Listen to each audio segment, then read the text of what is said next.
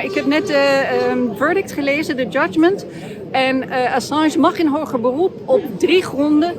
En hij moet beoordeeld, het moet beoordeeld worden volgens de First Amendment als hij uitgeleverd wordt.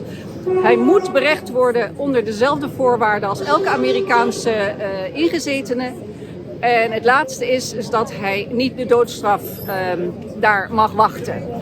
Het enige maar in dit ding is dat Amerika mag garanties afgeven die al die 3 de gronden zou weerleggen. Maar dat hebben ze in de vorige zitting juist expliciet niet gedaan toen ze daarnaar gevraagd werden. Dus voorlopig goed nieuws. We wachten nu even op Stella en Kristen Ruffenson en al die andere mensen om het officieel te doen.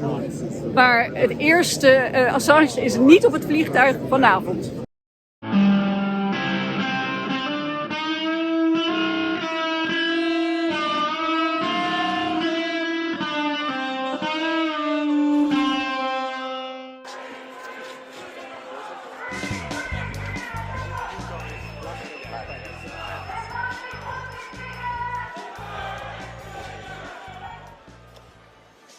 Thank you for being here. Today's decision is astounding. The courts recognize that Julian is exposed to a flagrant denial of his freedom of expression rights, that he is being discriminated against on the basis of his nationality, an Australian, and that he remains exposed to the death penalty. And yet, what the courts have done have been to invite a political intervention from the United States, to send a letter saying it's all okay. I find this astounding. 5 years into this case, the United States has managed to show the court that their case remains an attack on press freedom, an attack on Julian's life. What the courts haven't agreed to look at is the evidence that the United States has plotted to assassinate Julian, to kidnap him, because if it acknowledges that, then of course he can't be sent to the United States.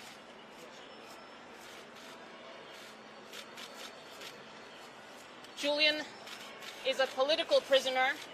He is a journalist, and he is being persecuted because he exposed the true cost of war in human lives. This case is a retribution. It is a signal to all of you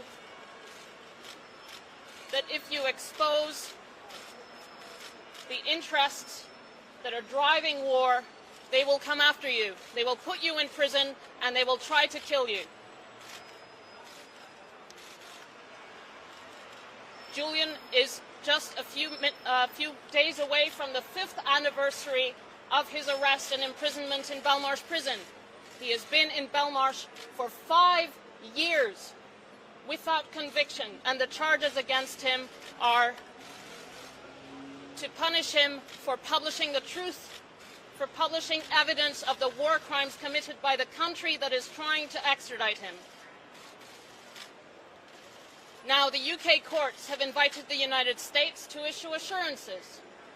The Biden administration should not issue assurances. They should drop this shameful case that should never have been brought.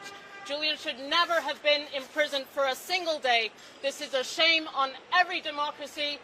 Julian is a political prisoner. He is a publisher, and he is being published for expressing his political opinion, for expressing freedom of the press in its purest form. Free Julian. I ask everyone to rally behind him and call for his freedom, call for the Biden administration to drop the case and support House Resolution 934 before the US Congress to drop this case. Thank you. Have you spoken to Julian?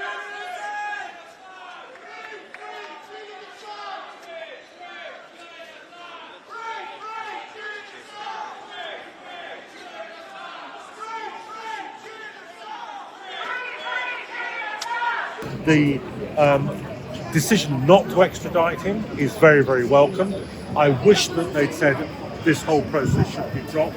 I wish that they'd said he could have a full and fair hearing in front of the High Court in this country. We aren't there yet, but we aren't at the end of the road either. There's going to be another hearing on May the 20th. There's a huge however in what you just said. There's been a huge however in every stage of this. But at least the however is that this could open up a way out. The other decision would have been to close down that possibility. Now, these judges asked for the U.S. to give assurances on 3 matters. Is that right? First Amendment rights, that he wouldn't be treated differently because he's not an American citizen, and that he wouldn't face capital punishment if found guilty. But what that adds up to is the judges saying to the Americans, we don't trust that you can run a free and fair trial. But if they give those assurances, will they trust them the way the previous 2 High Court judges accepted the assurances? Well, that's still open, as I understand it. Even if they give the assurances, then they're opening up the possibility that Julian's lawyers can argue that those shouldn't be taken at face value. So even that isn't closed down. That's interesting. They can do further submissions, where in the previous High Court decision, there was no argument about the assurances. Yeah, They what it just shows, accepted. we've always said that this is a political trial. What this shows is that the political ground is shifting, and it's shifting in Julian's favour. What happens on May 20th? Well, that's where we hear what assurances, if any, the Americans have given, whether the judges and others find them satisfactory, whether or not they'll open up the possibility of a full appeal here. That's just a deadline, not a hearing. I don't know. Thank you very much, John Rees. John, can I ask you one more question? Yeah. What did you think of the announcement being in the afternoon of yesterday, and then the judgment coming today? Well, we were absolutely assured that there would be 48 hours notice. There wasn't. People will draw their own conclusions from that. I think it's of a piece with the rest of this, which is that it's always been a political trial, and they're running it on political grounds. So they minimised the period in which it was possible to respond to the announcement. Yes, because if he had been extradited, Julian's family in Australia, they could not have made it. Yeah, exactly. Yeah. Thank you very much. You're very welcome. Good afternoon, Fidel Narvaez. You were the consul at the embassy when Julian Assange was there. What do you make of today's judgment? Well, I think it's the prolongation of slow killing. They haven't decided to fully kill Julian today, so we're going to have still some grounds to litigate in the UK. So basically, the United States has been given the opportunity to a political intervention. The courts want assurances that Julian Assange won't be sentenced to death penalty if he goes to the United States, and the court wants to have assurances that Julian Assange is entitled to First Amendment. What is this saying is why somebody will be denied the First Amendment protection in the United States. The problem with this is that the political assurances are not worth the paper they are written on. We have plenty of evidence in other cases when the United States has given certain kind of political assurances and they are never fulfilled, or sometimes they are not fulfilled. Yeah. So, Like in the case of David Mendoza, I think. exactly. So